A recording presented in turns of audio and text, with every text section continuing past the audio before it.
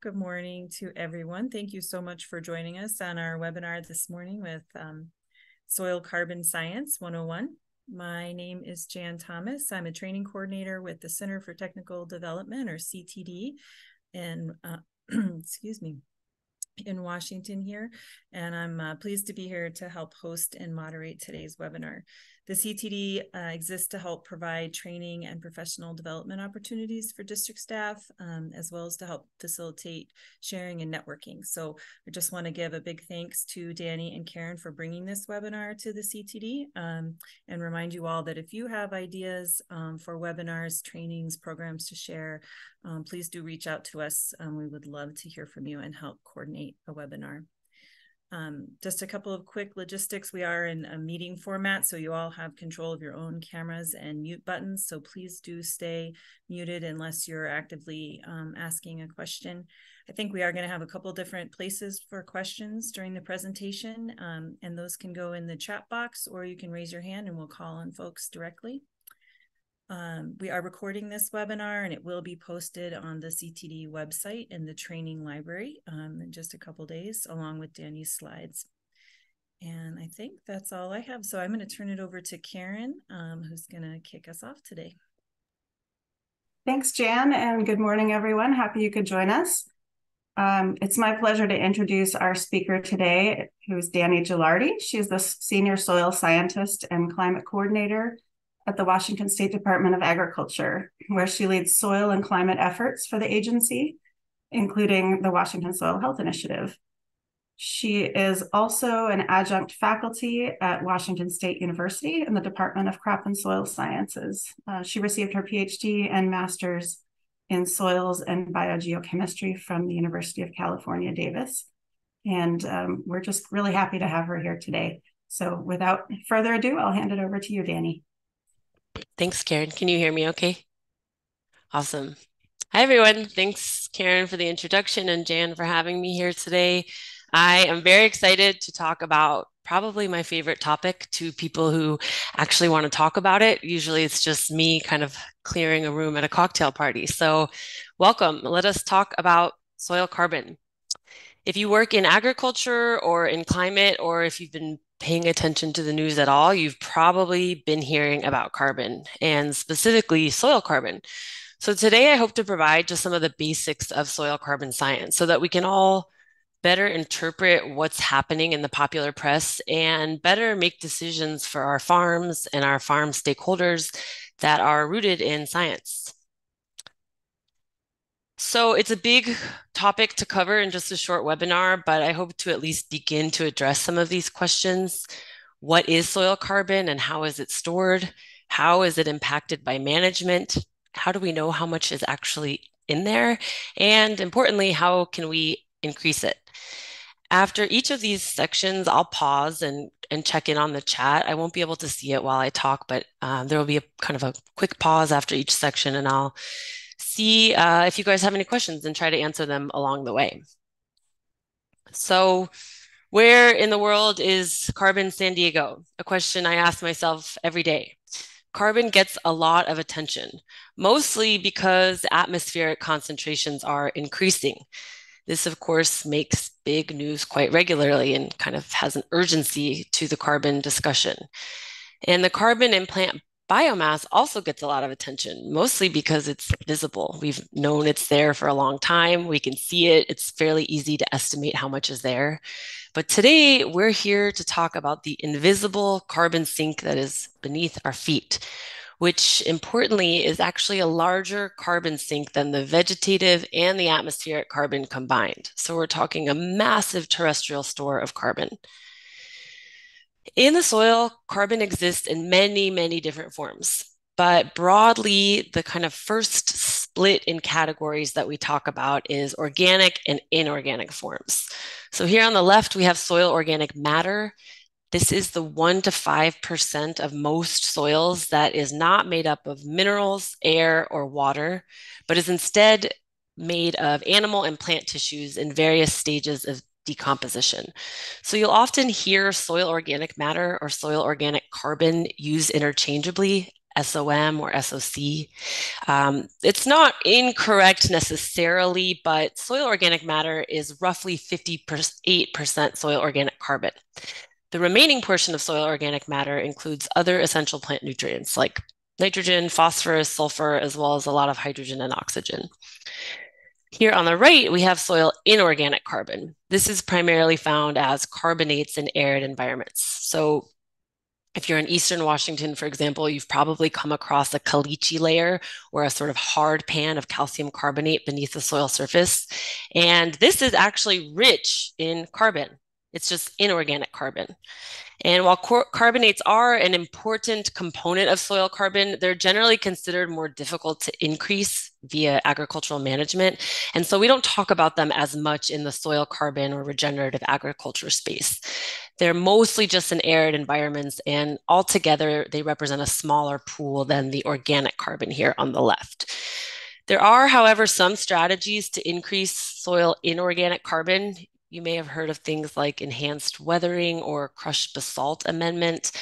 We won't talk that much about that today. We're going to really focus over here on the organic portion of soil carbon. So let's start by just some of the real basics. How does carbon get into the soil? And in the process, let's define a few terms. So plants use atmospheric carbon dioxide during photosynthesis. They convert that gaseous carbon into sugars that are then stored in their vegetative bodies or exuded through their roots into the soil. And then soil microbes use that vegetative carbon in dead plants, leaves, root exudates, along with dead micro and macrofauna, manure, compost, biochar, and other organic materials as a substrate for metabolism and population growth. So just like humans need carbon-based food to survive, so do microbes. And in the process of microbes using that carbon, actually much of that carbon is then released back out into the soil, into the atmosphere as CO2 and released into the atmosphere. So something like 3 to 33% of carbon inputs is retained in soil organic matter or in microbial bodies.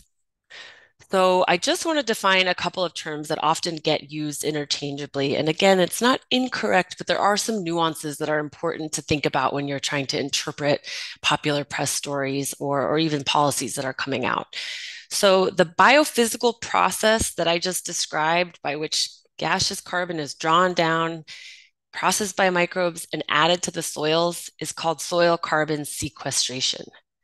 The amount of carbon sequestered minus the amount lost is called soil carbon storage. And of course, it's storage that we are hoping to increase overall. So we want to sequester more and lose less. Over the years, our understanding of how soil organic matter forms has changed a lot.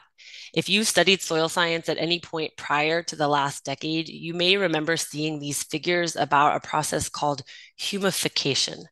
This was an early notion based on an extraction method in the lab that assumed basically a humification process created recalcitrant or resistant to decomposition humic substances to make up the majority of soil humus.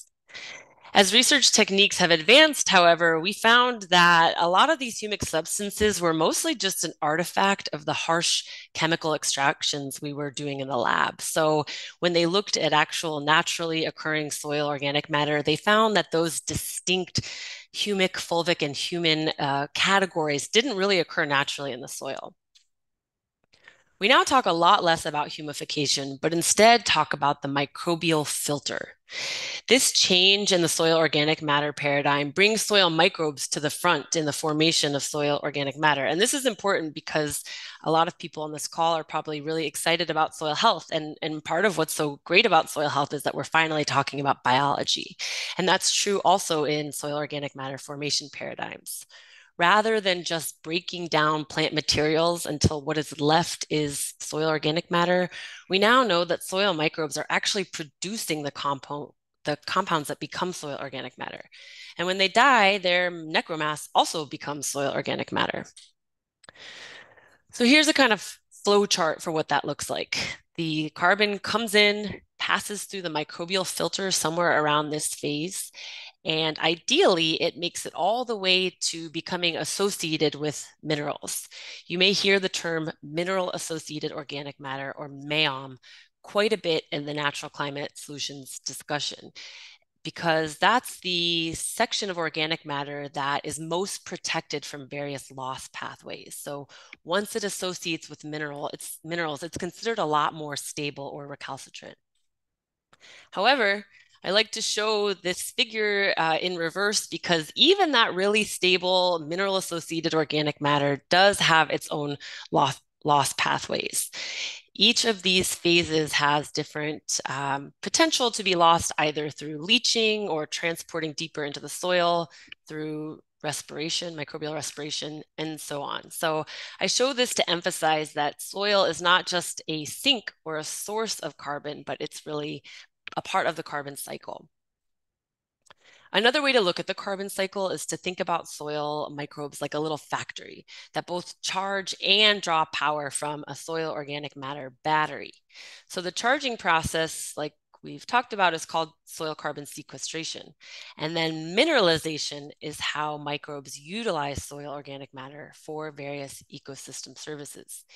Here we see ecosystem services that power a lot of what's important about agriculture. Things like water supply, nutrient cycling, pest and disease suppression, of course, all of which are in the service of producing food to feed a growing population. But in order for these services to be provided, microbes have to use that soil organic matter, and in the process, release much of that carbon back as CO2. It's not a bad thing. It's an inherent part of this carbon cycle and food production.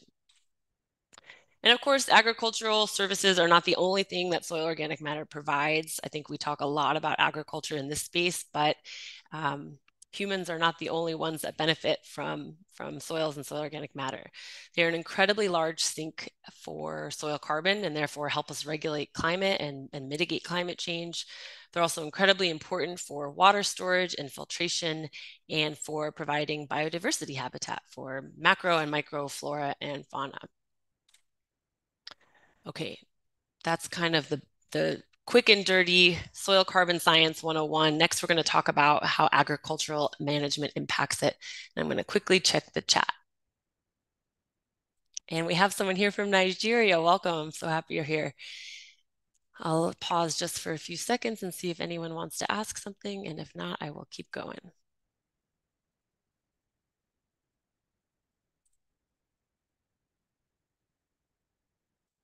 All right, there will also be time to ask questions at the end if anyone has them. So let's talk about agricultural management. I think that's why a lot of people are here. Soils are indeed an important soil carbon store, and there is great evidence that shows that naturally low carbon soils can actually sustain increased storage as a result of agricultural management. However, as I described, agriculture necessarily and inherently exploits soil carbon for crop production. In fact, this paper here shows that over time, humans have incurred a debt of 133 petagrams of carbon from soils worldwide, with hotspots unsurprisingly associated with major cropping regions and degraded grazing lands. This means that a not insubstantial amount of carbon in the atmosphere used to be in the soil and was released because of crop production. Agriculture reduces soil carbon by reducing inputs and by increasing pathways for loss. So let's go over both of these kind of important facets of agriculture. Let's talk about first the inputs. Plant breeding techniques are actually a really big driver of reduced carbon inputs. Over the years, breeders have developed crops that are optimized for maximum yield. And this is great, again, because we have to feed a growing population. However, it does mean that modern varieties often promote the growth of grain or fruits, which are harvested out of the field, rather than roots or plants that produce a lot of root exudates, or even parts of the plant that aren't harvested, like stover or stalk. So crop management also contributes to this issue. For example, removing crop residues like corn stover and wheat stalks rather than returning them to the field. In Eastern Washington, for example, someone may harvest their wheat and then secondarily come through and harvest their stalks to sell them to a paper pulping facility. And this is great secondary income, but it also removes a lot of carbon from the field and other essential plant nutrients. And of course, agriculture increases loss pathways. I think this is the piece that gets talked about more in kind of the popular press. Mechanical tillage exposes carbon that was once protected to oxidation and mineralization and erosion. The burning of crop residues can destroy soil organic matter at the soil surface. Even things that are necessary, like irrigation, can result in soluble carbon leaching through the soil and into the groundwater or nearby surface waters. Soil not held in place by ground cover or living roots, such as in fallowed fields, can be lost through runoff and erosion, which can carry carbon with it. And, unsurprisingly, when you look at these two together, this can lead to an overall reduction in our carbon stocks. Reduced carbon inputs, while increased carbon outputs, leads to reduced storage. But there's hope. A lot of people here have been working in the regenerative agriculture space, things like carbon farming or climate smart agriculture, regenerative management. These terms help define a suite of practices that are aimed at optimizing crop production while protecting and building soil organic matter. These practices tend to relate back to the 5 soil health principles: minimizing disturbance, maximizing diversity, keeping the soil covered, maintaining a living root year round, and integrating livestock. So those are the kind of big principles, but actual practices include things like reducing tillage, reducing fallowing, cover cropping, adding carbon-based fertility like manure, compost, crop residues, biochar, and even more out-of-the-box things like trying to breed crop varieties that produce more roots and root exudates, or retiring marginal lands from production. While these practices are incredibly important for promoting soil health and providing ecosystem services, it's important to remember that they are not a one-size-fits-all solution for increasing soil carbon storage. Soils are incredibly diverse. There are nearly 20,000 soil series in the United States, with over 800 here in Washington. And that means that even within a single field, there will be great variation in the potential for management to increase soil carbon. Management is an important variable, but there are a lot of variables that are beyond our control. Things like soil texture, mineralogy, and climate, things like precipitation and temperature, that cannot be changed through regenerative agriculture practices. For example, potential increases in soil carbon are not infinite.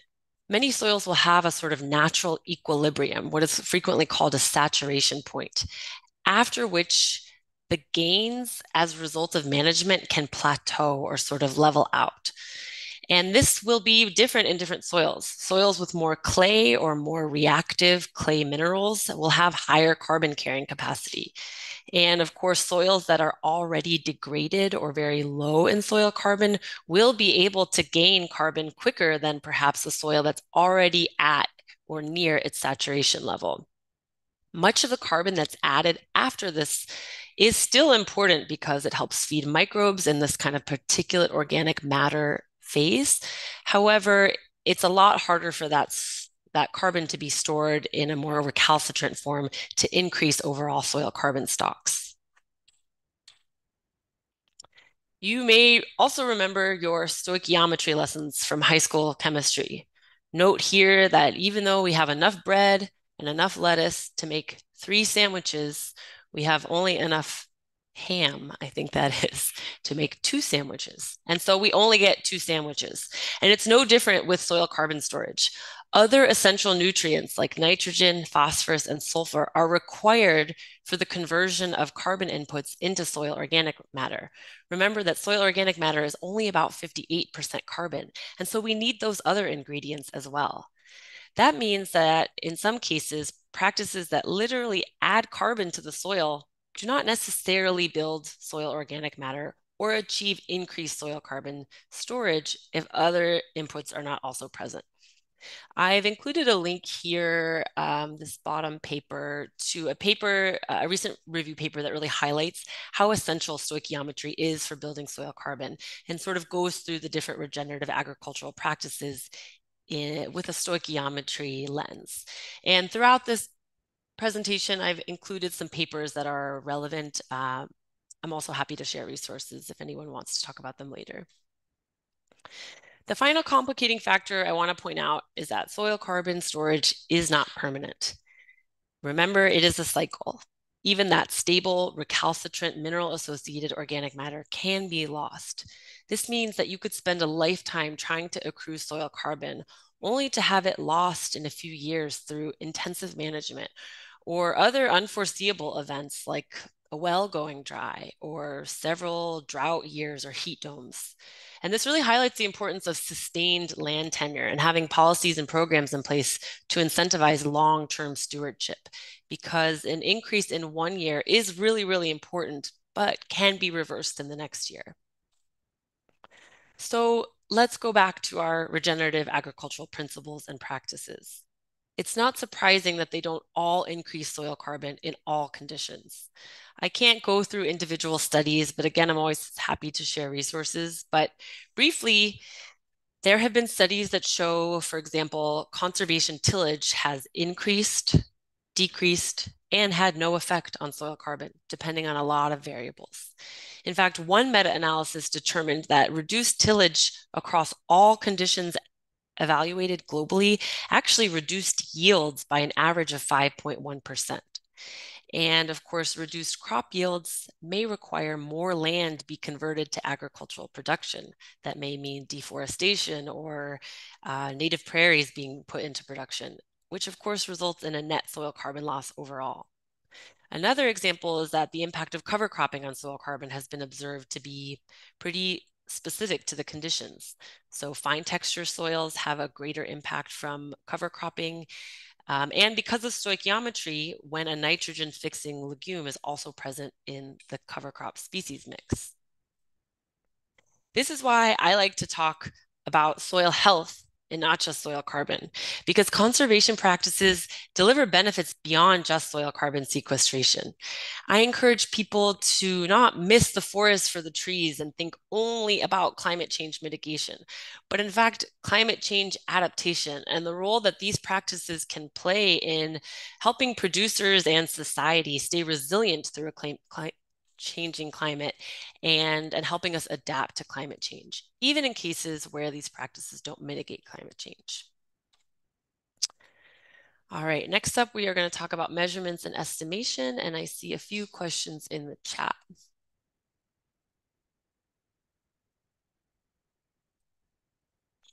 So what role does water holding capacity play in soil carbon sequestration? That's a great question, and one that really highlights how important these kind of fixed variables are.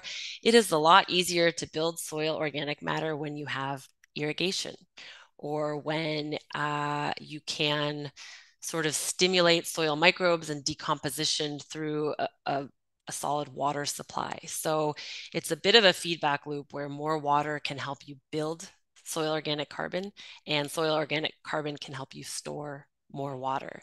So it's a lot harder in a dryland context, and this is very easy to see in Washington, where on the east side, where there's a lot of dryland agriculture, you may have soils that are just below 1% soil organic matter, whereas on the west side, where water is not typically limited, you can have 8% soil organic matter.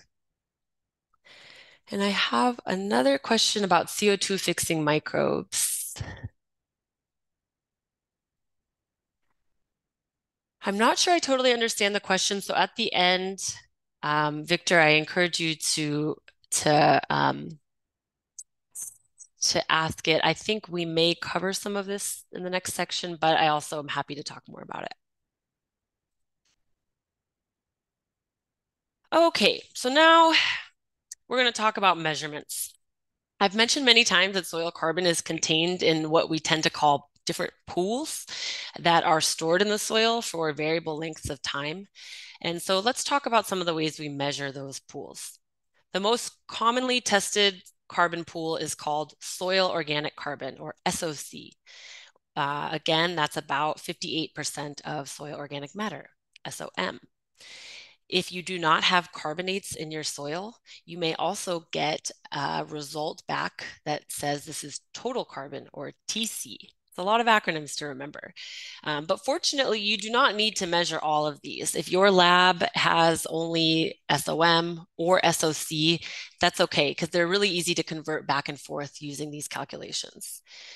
So the pros of this is that it's a very old method. It's pretty standard. You can get it at any lab pretty much anywhere. It's not so expensive, and you can pretty reliably know that your lab has honed in on the same SOP, or standard operating procedure, as any other lab you send it to. The cons of this measurement, however, are that it can be slow to change. So if you have implemented a new practice in your fields and you want to see the impact of carbon after 1 year, soil organic matter may not be the best measurement because it takes kind of a long time to build soil organic matter.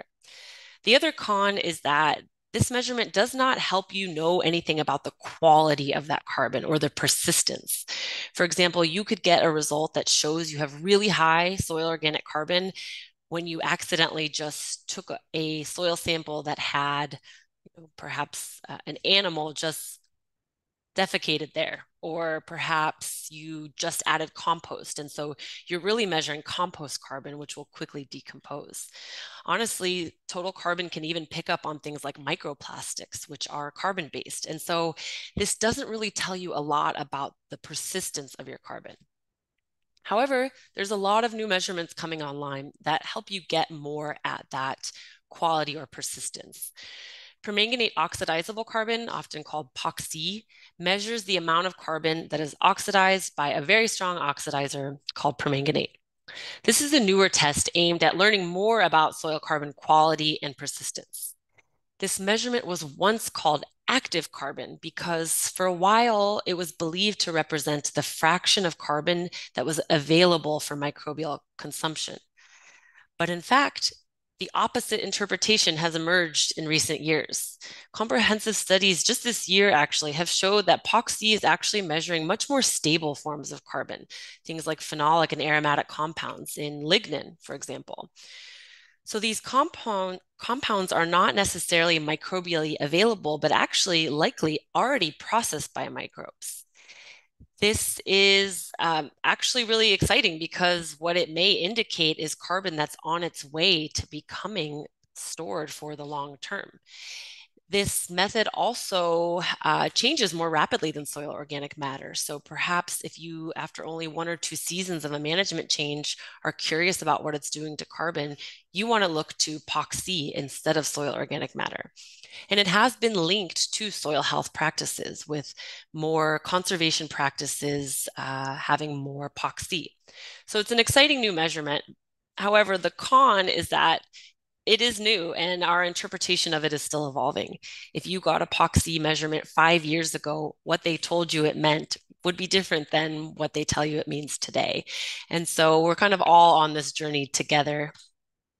Mineralizable carbon is another popular measurement. This is the carbon dioxide given off of soil after re-wetting in a soil incubation. It's often called respiration or Solvita burst test. This is an exciting measurement because, again, it sort of centers microbes, soil microbes, and how active they are and how much available carbon they have. The cons to this method, again, are that it's slightly newer and the methods vary really widely. Depending on what lab you measure it at, they may use a 1-day incubation or a 4-day incubation or anywhere in between. They may also keep it at different temperatures or incubate it for at different water contents. So you really want to make sure to be using the same lab consistently if this is the measurement you're interested in. And it's not available at all labs because it can be onerous to measure. Babying little soil incubations for 4 days is not necessarily everyone's idea of a good time. So you won't see this at all labs.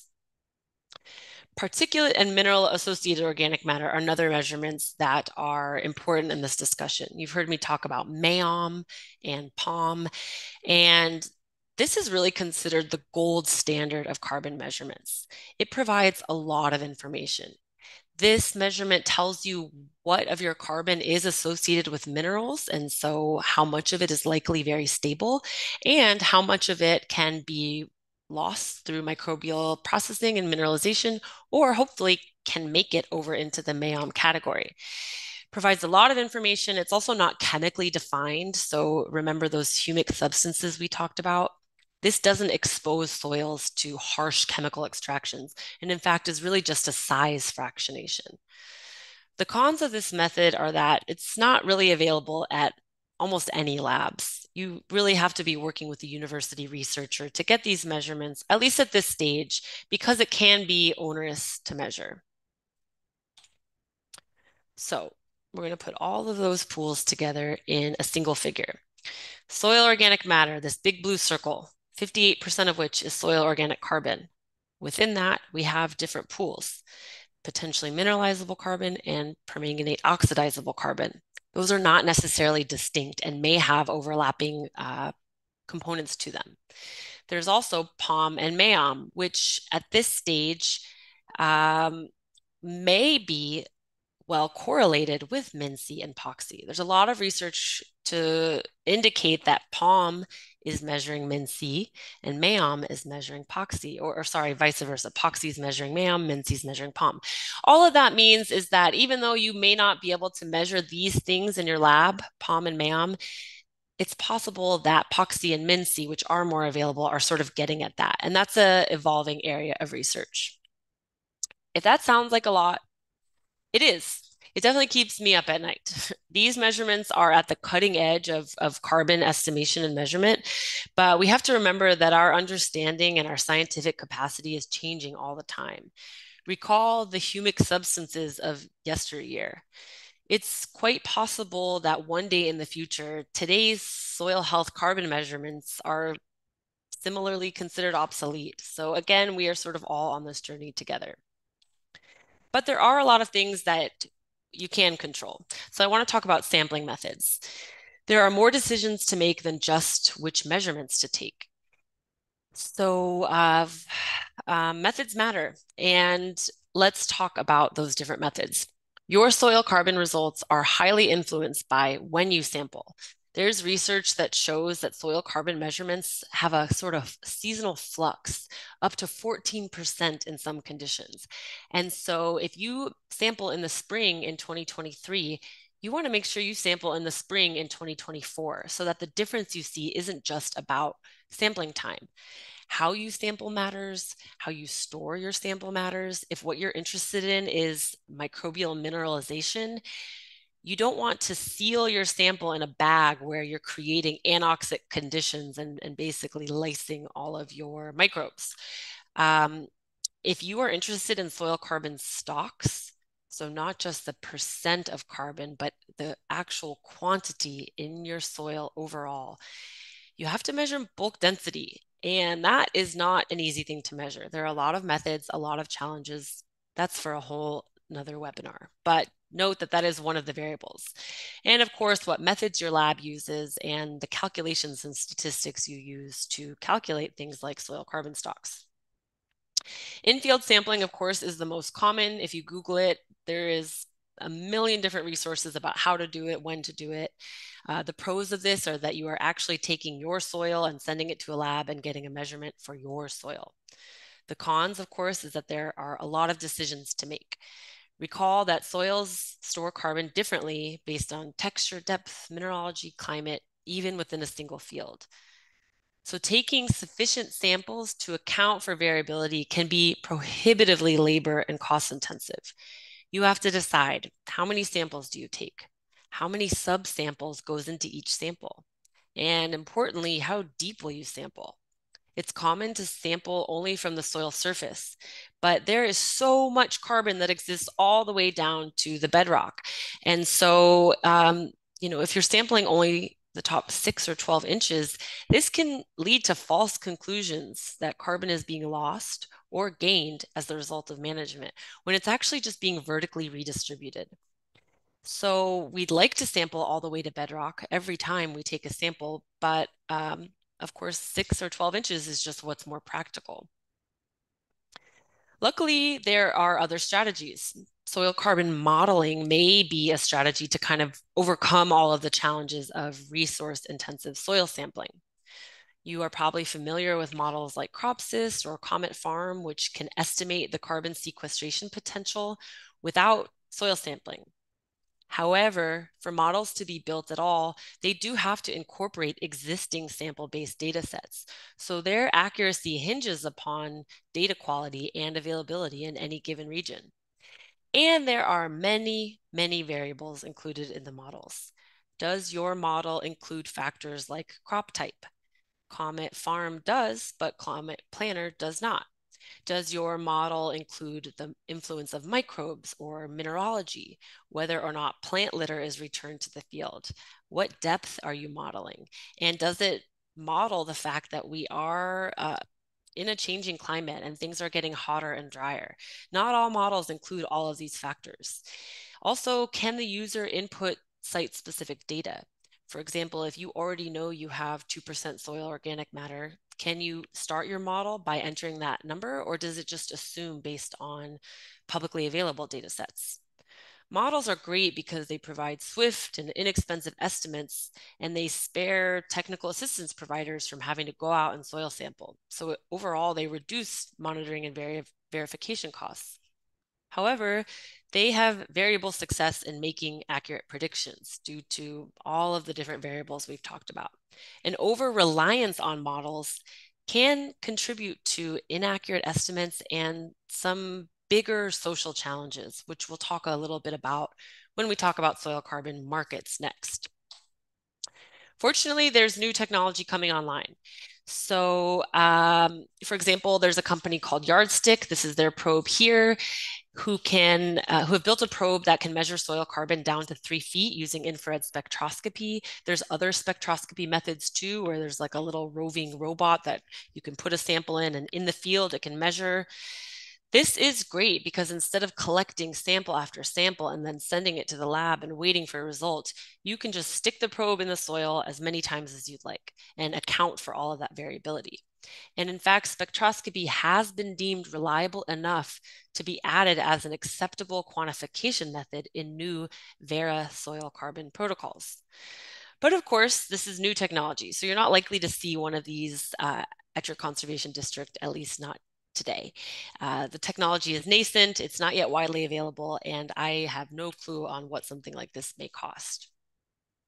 Many of you are familiar with the use of remote sensing in agriculture, particularly through NDVI measurements, which uses spectral wavelengths in the near infrared and visible ranges to estimate different aspects of plant health. And researchers at universities and in the private sector are attempting to use the same technology on bare ground to estimate soil carbon. This is still a fairly new field, but it has a lot of potential. Imagine being able to use existing satellite imagery to estimate soil carbon stocks and not needing to take samples at all. Of course, this is developing and there are a lot of unknowns. For example, how deep can satellite images really detect soil carbon? How much does soil moisture impact what signals the satellites are getting? You know, there's a lot that folks are still researching. And in fact, there's a team at Washington State University working on this very issue as we speak. So, looks like we do not have any new questions in the chat. I do hope to have some time at the end for discussion.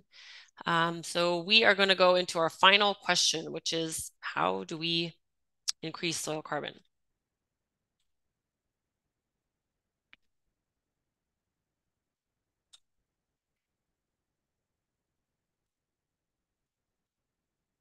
So you can imagine that with all of the complications in building and measuring soil carbon, making policies and programs to promote soil carbon storage is also very, very complicated.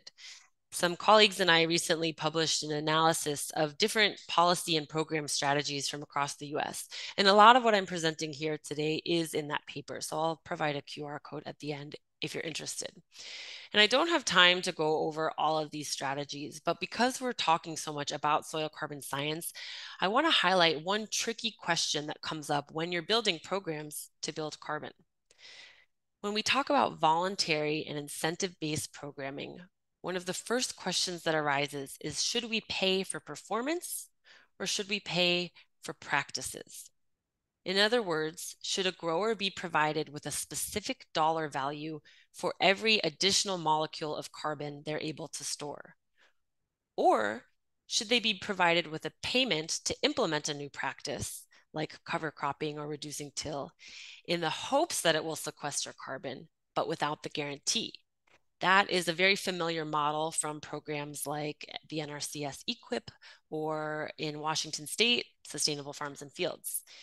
As early as 2006, the United States Department of Agriculture conducted an analysis on those two options to find that paying for performance can reap more benefits and actually be more cost effective.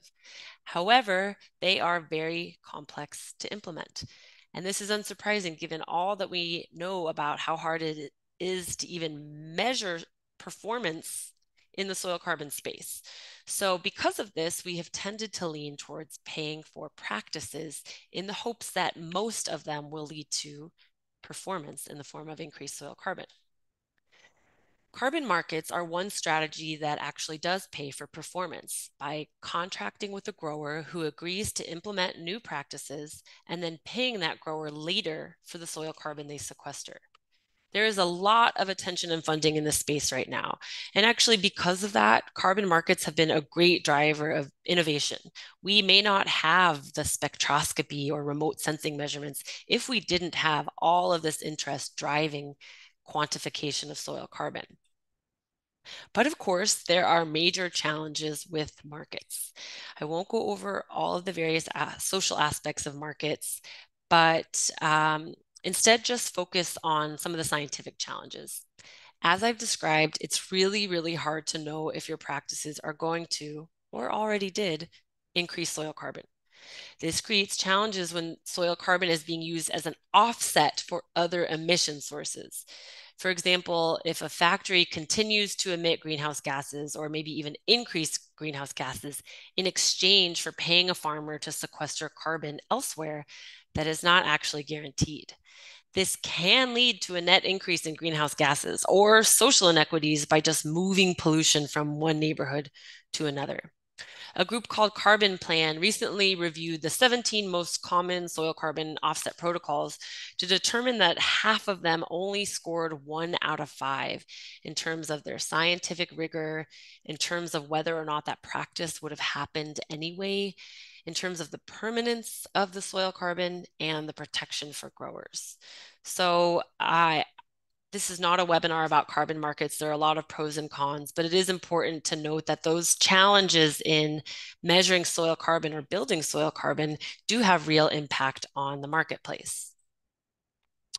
One approach that has been adapted in public markets, like those in California and Washington, does offer a viable alternative.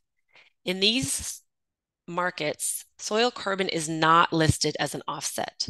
So you cannot trade your emissions for new farming practices. Instead, these markets sell emission allowances and then take that revenue and invest it elsewhere in projects that can increase soil carbon. This means that soil carbon is not on the hook for mitigating climate change, but is nonetheless very significantly invested in as part of a larger and more holistic strategy. So here in Washington, we do have a cap and invest market where soil carbon is not an eligible offset. However, the sale of emissions allowances have paid for a lot of pay for practice programs. Some of those that are near and dear to people in this room, Sustainable Farms and Fields, has been partly paid for by the state market.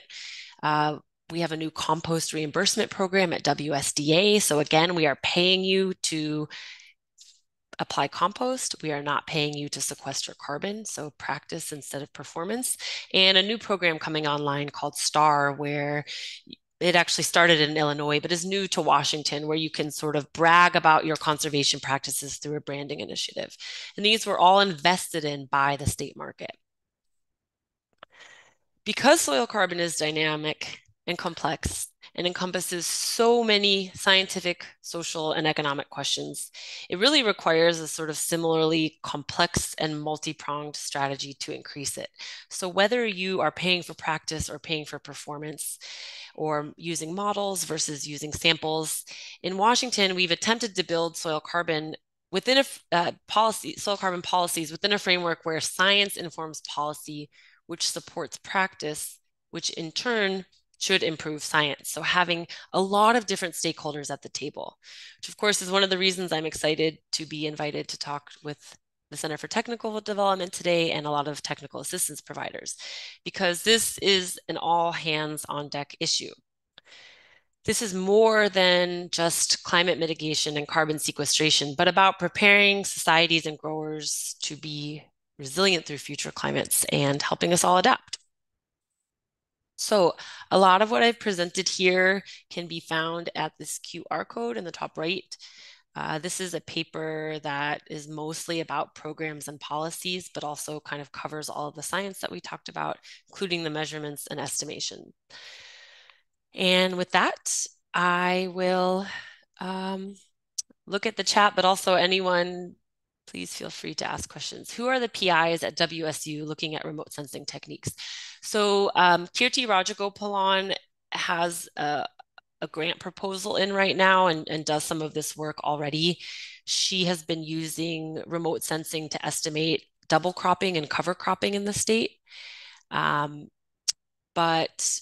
she also right now is working on remote sensing for soil carbon estimation. So it's Kirti. I'm actually on that project team as well. Georgine Yorgi. There's a lot of people on it, but Kirti is the PI. And I saw someone linked to soil carbon stock monitoring. Thanks so much for that resource.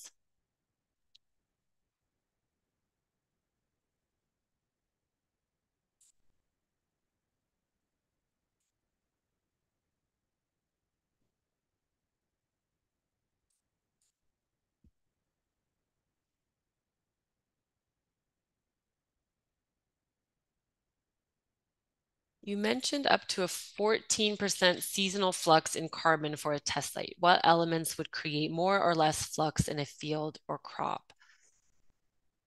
It's a good question. I can send you a link to the paper that showed the seasonal variation. Some sites were a lot less than 14%. I think it was just up to 14%. But because of seasonal variations, plants decompose faster, in wet or warm conditions. Things kind of stagnate during the winter, especially under ice. And so I think a lot of what you see in that seasonal variation is likely just how much of that particular organic matter is quickly decomposing versus times where there is no palm or decomposition has significantly stagnated. But again, that's not my research, so I can send you that paper, Anna, if you want to read more about it.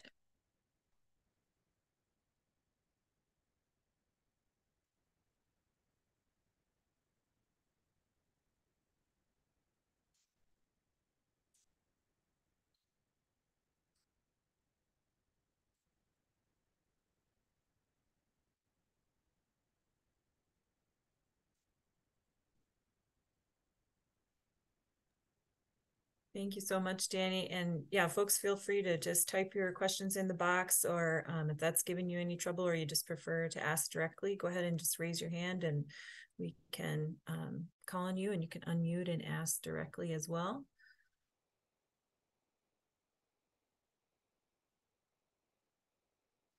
I am going to pop the link for the CTD website in the chat as well, and that will be where you can find the recording for this a little bit later.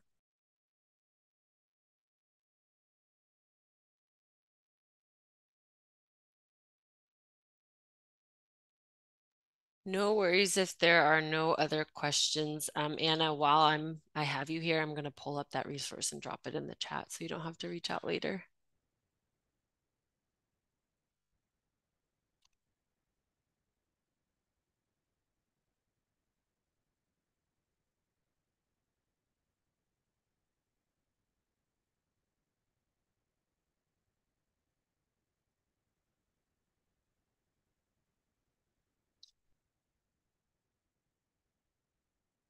Oh yeah, Karen, thanks for plugging the WASHI or Washington Soil Health Initiative newsletter. We have lots of talks, lots of people working on lots of things. So go to wasoilhealth.org to sign up for our newsletter. John asked, do you think there are any gaps in the laboratory equipment techniques for better accounting for carbon in its various forms in soils? Do I think there are gaps? This is also a topic for a whole webinar, but in Washington, we have a program called State of the Soils Assessment. So we've taken something like 900 samples in different fields across the state. We work closely with WSU on this project. And we've been really excited to try to link these different carbon measurements to different management techniques. That is still underway. But one thing we've found is that the lab that we have sent samples out to is as variable as the soil texture or the management. Even when labs are using the same standard operating procedure, they frequently have different equipment and so need to edit those SOPs for their own use.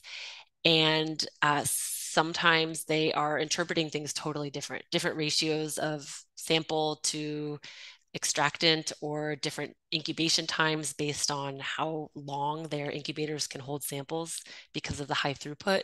So for me, one of the first gaps I think that could really be addressed is just more standardization of these newer methods like MinC and POXY, or things like ACE protein, beta glucosidase,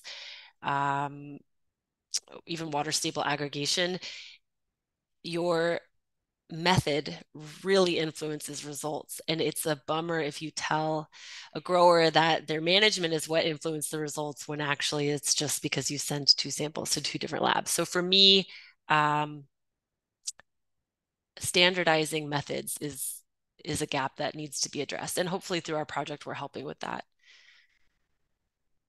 Surendra just sent, Dr. Singh just sent another from the same group on the variation in soil organic carbon. So I will send that to everyone. Thank you so much, Dr. Singh.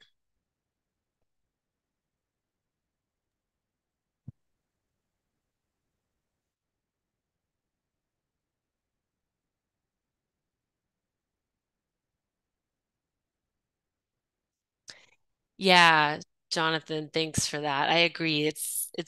Soil organic matter is not always the most descriptive measurement, but at least there's really only two methods out there which have their own pros and cons, but they're fairly standardized across the US and probably even across the globe, whereas POXY and MinC have a lot of variation.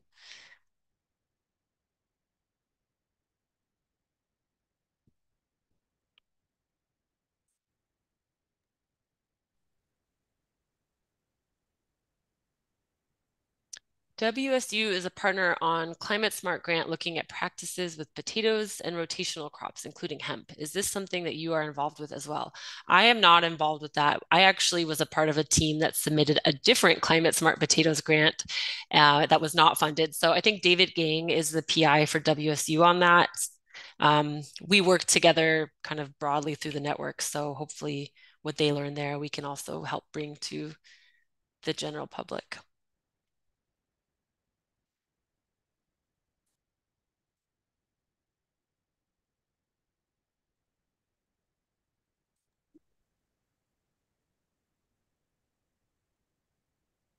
It looks like the questions are kind of slowing to a trickle here. So I think we're going to close out and just thank everybody for attending. This is a very well attended session. And thank you, Dani, for joining us this morning. Looking forward to posting this on the CTD website when it's ready. And I think it'll be a great resource to have going forward. I know I would like to revisit it periodically because there's a lot of great information. So thanks, everybody. Thank you, Dani. Thanks, everyone. Really appreciate you asking me here and all of your time. And yeah, my contact information is out there. So if you have questions, reach out. Thanks, everyone.